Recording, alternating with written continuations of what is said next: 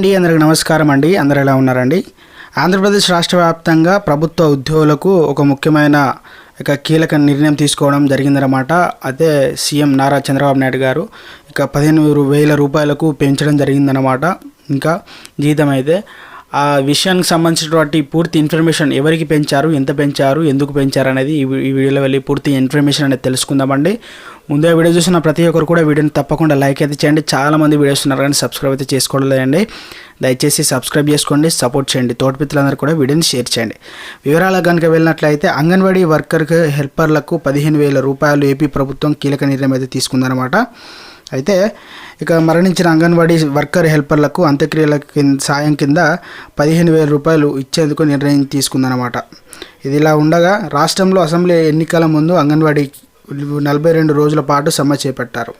అప్పటి ప్రభుత్వం అంగన్వాడీ యూనియన్ నేతల చర్చలు చేపట్టింది. 2024 జనవరి 22న group of ministries anganwadi helper వర్కర్ల యూనియన్ నేత జరిపిన చర్చలు సానుకూలంగా అయ్యాయన్నమాట. దీంతో అదే రోజు అర్ధరాత్రి సమ్మెను విరమించారు. 2023 డిసెంబర్ 11న ప్రారంభమైన సమ్మె 2024 జనవరి 22న వరకు కొనసాగిందనమాట.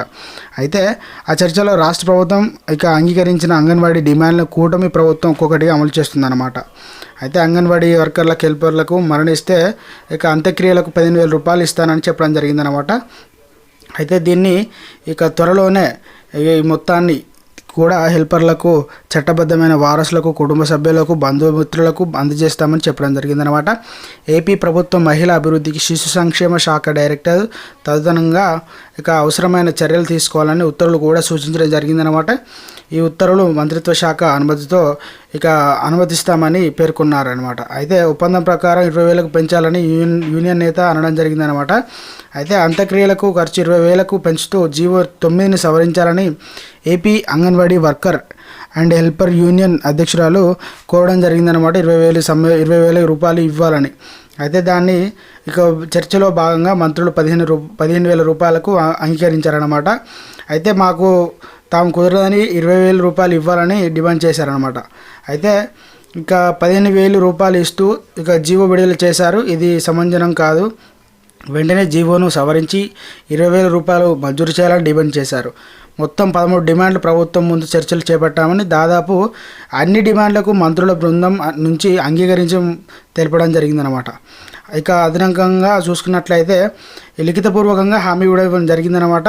ఈ సమ్మెలో పదవి విరమణ వయసు కూడా 60 నుండి 62 ఏళ్లకు పెంచారనమాట. అలాగే ఆయాలకు పదోన్నతి వయసు సర్వీసులు చేరిన 2 ఏళ్లకు 45 ఏళ్ల వరకు ఉండేదన్నమాట. దాన్ని 50 ఏళ్ల వరకు పెంచారు. నెలకు 2 సమావేశాలు జరుగుతాయని, వాటిని టీఏలు డిఏలు చెల్లించడానికి డిమాండ్ చేశారనమాట. అందులో నెలకు ఒక సమావేశం నిర్వహిస్తారు. అయితే టీఏ డిఏ ఇచ్చేందుకు ప్రభుత్వం అంగీకరించింది. పదవి విరమణ వయసు ప్రయోజనం ఇంతవరకు వర్కర్లకు 50,000 రూపాయలు, హెల్పర్లకు 20,000 ఉండేది. దాని వర్కర్కు 1,20,000, హెల్పర్లకు 75,000గా చేయడం జరిగిందనమాట. ఇది ఒక మంచి శుభవార్త అండి. సో ఫ్రెండ్స్, ఇది ఈరోజు అప్డేట్ అండి. వీడియో నచ్చితే లైక్ చేయండి, ఛానల్ని సబ్స్క్రైబ్ చేసుకొని సపోర్ట్ చేయండి. Thanks for watching.